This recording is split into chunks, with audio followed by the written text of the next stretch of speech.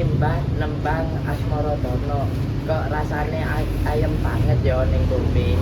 Senajan aku ora pati ngerti tegese kabeh.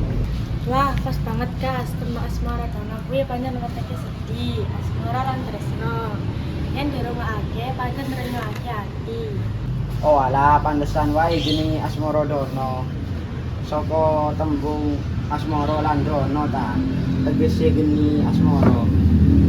Bener banget ya, filosofinya kuwi nggambarake fase menungso sing lagi ke taman tresno utawa lagi seneng-senenge marang pasangan.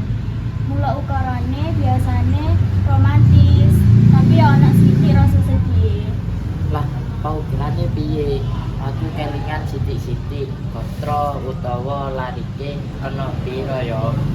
Saeling kan aku terdapat Kas, guru wilang lagu-lagune kuwi 8A, 8I, 8E, 7A, 8A, 8I, 8A. Coba eling-eling maneh. Aku tahu krungu cakapane sing ngunine gagaraning wong akrama. Kuwi kelebu Asmorodono ta? Iya enggak, kuwi sing paling kondang gegarane wong akrama dudu bondo dudu rupa. Mung ati pawitane. Tegese yen wong pengen rabi utawa omah-omahan, sing penting dudu bondo utawa rupa, tapi niat lan tuluse ati. Oh alah, jero banget ya maknane.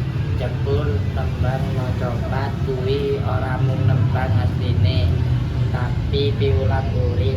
Kuwi kaya padha kesinani maneh, enak banget. Yen awak dhewe sing Jawa malah ora ngerti warisan sing andhut kaya ini. Setuju. Sejujurnya awak dhewe latihan nembung piye. Ben ora lali. Ayo aku bagian sing camilan, kakak sing bagian ngolirike.